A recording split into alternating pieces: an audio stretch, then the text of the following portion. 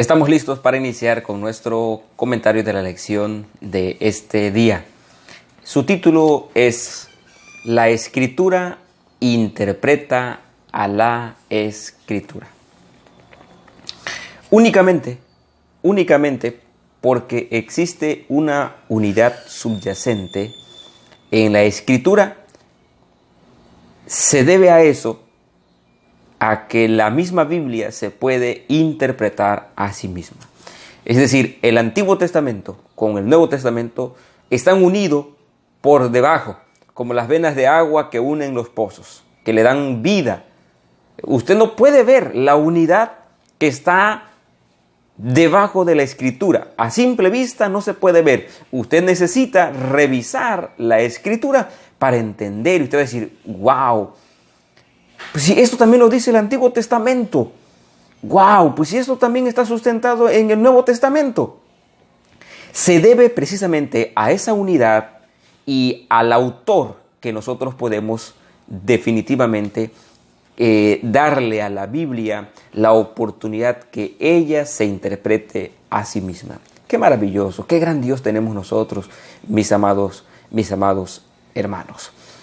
Y la misma Biblia se interpreta a sí mismo y en esta mañana vamos a ver un texto, un ejemplo en el que Jesús mismo utiliza la Biblia para interpretarse a sí mismo. Observemos por favor el libro de Lucas, capítulo 24, en el versículo 27. Me encanta este texto. Dice la Escritura, y comenzando desde Moisés y siguiendo por todos los profetas, les declaraba en todas las Escrituras lo que de él decían. Noten por favor el punto. Jesús está en el Nuevo Testamento. Jesús está viviendo en una nueva etapa.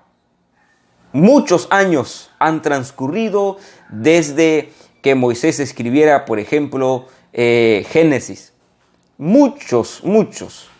Deuteronomio. Ha vivido Jesús muchos años después que el profeta Isaías escribiera el capítulo 53, por ejemplo. Es decir, Jesús está muchos años después y sin embargo está diciendo, señores, la Biblia siempre ha hablado de mí, de mi obra, de mi sacrificio que yo iba a venir a hacer.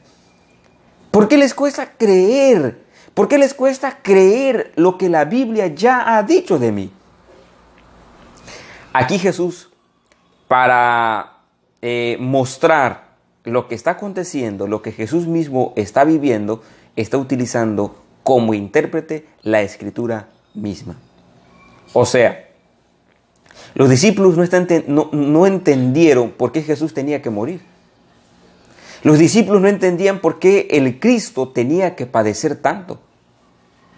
Los discípulos no entendían por qué el Mesías no iba a fundar el reino o no iba otra vez a restaurar el reino de Israel en ese tiempo. No entendían. Tenían una idea equivocada del Mesías. Y para contrarrestar estas ideas equivocadas del Mesías, entonces Jesús tiene que utilizar la Escritura para ayudarlos a ellos a entender lo que la misma Biblia dice acerca del Mesías. Ahora observen cómo cuando avanzamos en los versículos 44 y 45 dice así. Ahora el versículo anterior fue cuando se encuentra con los dos caminantes de Emaús y aquí ahora está reunido con los discípulos. Versículo 44 dice, les dijo, estas son las palabras que os hablé estando aún con vosotros, que era necesario que se cumpliera todo lo que está escrito de mí en la ley de Moisés, en los profetas y en los salmos. Entonces les abrió el entendimiento para que comprendieran la Escritura y les dijo, así está escrito y así fue necesario que el Cristo padeciera y resucitara de los muertos al tercer día. O sea que Jonás estuvo en el vientre del pez, no solamente como consecuencia de su desobediencia, sino para mostrar una lección todavía más poderosa, pero más poderosa de lo que más adelante iba a ocurrir con Jesús. ¿Te das cuenta? Jesús utiliza la analogía, la ilustración de lo que vivió el profeta Jonás esos 3 días en el vientre del pez para decir, así también el Mesías, el Hijo de Dios, va a estar 3 días descansando, pero al tercer día va a resucitar. La Biblia misma se interpreta a sí misma. Otro ejemplo sencillo, por ejemplo. Miren, cuando nosotros observamos el libro de Juan, capítulo 10, observamos que Jesús dice, yo soy el buen pastor. Y nosotros vamos al libro de Salmo, el Salmo 23. David escribe, Jehová es mi pastor. Y aunque allí se menciona el nombre Jehová, cuando nosotros vamos al Nuevo Testamento observamos que el pastor del Salmo 23 es Jehová, sí, pero está representado y se representa por el Señor Jesucristo. Jesús es el pastor del Salmo 23. Jesús es ese pastor que da su vida por las ovejas. Jesús es ese pastor que camina con nosotros por el valle de la sombra y de la muerte. ¿Quién mejor que Jesús conoce nuestras tristezas cuando nos sentimos abandonados, cuando nos sentimos traicionados, cuando nos sentimos en la desgracia? ¿Quién mejor pastor que Jesucristo, que vivió todo en carne propia, puede entendernos? La misma Biblia se interpreta a sí mismo. Así lo mostró Jesucristo, mis amados hermanos. Así lo mostró Jesucristo, que la misma Biblia se interpreta a sí misma. Él utilizó la Escritura misma para animar a sus discípulos, para animarlos y decirles, señores, yo padecí todo eso porque tenía que ocurrir, porque así está escrito en los profetas, en los salmos y también en la ley de Moisés. Qué extraordinario, ¿cierto? Me parece fascinante saber que la misma escritura se interpreta a sí mismo. Quiero leer una gema que viene aquí en la lección, es en la Educación, página 190, y dice así: la Biblia es su propio intérprete. Debe compararse texto con texto. El estudiante debería aprender a considerar la Biblia como un todo y a ver la relación que existe entre sus partes. Debería adquirir el conocimiento de su gran tema central, del propósito original de Dios hacia el mundo, del comienzo de la gran controversia y de la obra de la redención. Aquí la sierva del Señor nos recomienda que dejemos que la Biblia se interprete a sí misma y que también tengamos cuidado, porque debemos comparar texto con texto y debiéramos aprender que la Biblia es un todo, no es independiente. No hay un tema independiente como tal, sino que, como lo dijimos, está entrelazado en toda la Escritura. No hay un tema independiente, sino que todos los temas están entrelazados en o a través de la Escritura. Y en la pregunta final o en el comentario final dice: piensa en una doctrina como en el estado de los muertos. Enfocarse en algunos pasajes selectos podría conducir a un error si se ignora otros pasajes. La doctrina del estado de los muertos es una doctrina bien peculiar que separa a los adventistas del séptimo día con respecto a otras confesiones religiosas. ¿Por qué? Porque nosotros creemos que, como Jesús dijo de Lázaro cuando había muerto, nuestro amigo Lázaro solo duerme. Y si duerme, volverá a despertar. Nosotros creemos también lo que dijo el sabio Salomón en Eclesiastés: los muertos nada saben. Todo su odio, su amor, pereció. Y allí mismo el sabio dice: los vivos sí sabemos algo, que vamos a morir. Eso sí sabemos, que vamos a morir. Y tenemos la certeza de que los justos muertos van a resucitar. Nosotros creemos que los muertos justos van a resucitar, que no están en el cielo disfrutando ya ni se están adelantando a lo que Dios tiene preparado. No. Nosotros creemos que los muertos justos van a resucitar cuando Cristo Jesús venga por todos los vivos. Eso es una doctrina elemental que si nosotros tomamos solamente como base la parábola, por ejemplo, de el rico y Lázaro, que se encuentra en el libro de Lucas, en el capítulo 16, nosotros entonces nos meteríamos en serios problemas. ¿Qué enseña, por ejemplo, esa parábola que muchos toman y dicen, allí está, sí hay, los muertos se van hacia el cielo y los que se portaron mal, pues se van al tormento eterno, allí está. Pero, ¿qué está queriéndonos enseñar la parábola de el rico y Lázaro? Nos enseña el siguiente principio: que la manera como se usan las oportunidades en esta vida determinará el destino futuro. La forma, la manera en cómo se utilizan las oportunidades en esta vida presente van a determinar la vida futura. Esta parábola fue dicha exclusivamente para los fariseos, porque los fariseos creían que por ser descendientes de Abraham merecían la vida eterna. Pero Jesús les dice, ustedes han despreciado todas las oportunidades que Dios les ha dado. Les envió a Juan el Bautista, les envió a los profetas, y ahora Jesús mismo estaba allí para enseñarles, para darles otra oportunidad, y ellos estaban rechazando la oportunidad de conocer la verdad, de aceptar la verdad. Por lo tanto, Jesús les cuenta esta parábola, donde les está diciendo, ustedes están despreciando todas las oportunidades, y el que sean descendientes de Abraham no les garantiza su salvación. Qué interesante, ¿no les parece? La parábola no está enseñando aquí que cuando alguien muere se va al cielo o se va al infierno. ¿Por qué? ¿Por qué otra razón?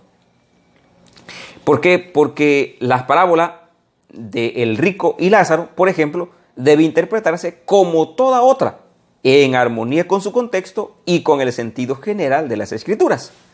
Uno de los principios más importantes de interpretación es que cada parábola tenía el propósito de enseñar una verdad fundamental y que los detalles no necesariamente tienen un significado intrínseco, sino para darle forma al relato.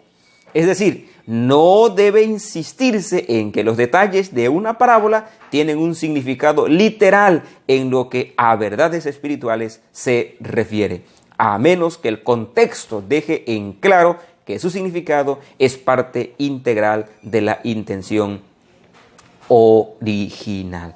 Noten por favor este punto. Jesús aquí está enseñándonos que si tú quieres tener la vida eterna, la oportunidad es ahora. Tú tienes que decidirte hoy por Cristo Jesús. Tú tienes hoy que afirmar tu fe en Jesús, porque después de muerto ya no hay oportunidad. Ya no hay oportunidad. Entonces, las parábolas, todos los detalles solamente son a manera de ilustrar el principio fundamental que el autor está queriéndonos enseñar. Por lo tanto, la parábola de el rico y Lázaro nos enseña que el destino se decide en esta vida de acuerdo al uso de los privilegios y oportunidades que se tengan. Entonces, el hombre rico representa, en primer lugar, a todos los que utilizan mal las oportunidades de la vida y en sentido colectivo también a la nación judía que como el rico estaban cometiendo un error fatal. La parábola consiste de dos escenas. Una representa esta vida, los versículos 19 al 22. La otra, la vida futura, de acuerdo a los versículos 23 al 31. La parábola, entonces, de el mayordomo infiel representaba el problema en forma positiva, es decir, desde el punto de vista de uno que había hecho los preparativos para el futuro. La parábola del rico y Lázaro representa el mismo problema, pero desde el punto de vista negativo, es decir, destacando la actitud de otro que no hizo los preparativos necesarios. El rico se equivocó al pensar que la salvación se basaba en ser descendiente de Abraham y no en la preparación individual. ¿Y cuántas personas, como el ejemplo de esta parábola, encontramos? Que piensan que por ser miembros de iglesia ya tienen garantizada la salvación. Que por ser familiares o que por tener tal don ya automáticamente son salvos. Se les olvida que nuestra salvación, la vida futura, depende de las oportunidades que aprovechemos ahora, de las decisiones positivas que estemos haciendo ahora. Permitamos entonces, mis amados hermanos, que la misma Biblia sea su propio intérprete. Y disfrutemos cada día, cada mañana, con humildad, con oración, el estudio de la palabra de Dios. Cuando haya cosas que no entiendas de la Biblia, no te desesperes. Clama al Señor Jesús. Clama al Señor Jesús. Recuerdo que para hacer los comentarios del libro de Daniel, de la lección del trimestre pasado, cuando estábamos iniciando, le dije a Dios: Señor, esta lección no la puedo entender. Yo quiero que tú me ayudes a entenderla. Yo quiero que tú me des inteligencia. Dame la inteligencia que se requiere. Y Dios escuchó mi oración. ¿Cuántas veces le he dicho a Dios: Señor, ayúdame a entender este texto de la Biblia? El Espíritu Santo me ha ayudado. Y también lo puede hacer contigo. Padre Celestial, ayúdanos a estudiar la Biblia con humildad, a dejar que ella se interprete a sí misma. Y si nos hemos confundido con algunos textos, ayúdanos a orar y a leer toda la Biblia para saber si lo que yo estoy pensando es una realidad. Ten misericordia de nosotros, Señor. Ten misericordia de nosotros. Motívanos para estar estudiando la Biblia todos los días, a ser cuidadosos con lo que leemos, con lo que escuchamos. Pero sobre todo, a dejar que tú hables todos los días, todas las mañanas, a nuestro corazón. En el nombre de Cristo Jesús. Amén. Se despide de ti tu amigo Nemorio Machucho González y te desea un buen día. No olvides compartir esta reflexión para que podamos llegar a nuestros amigos, también a las familias. Acuérdate también de participar de nuestro reto que está allí en la página de Facebook. Allí están las bases para participar de nuestro reto. Que Dios te bendiga, que la pases muy, pero muy bien.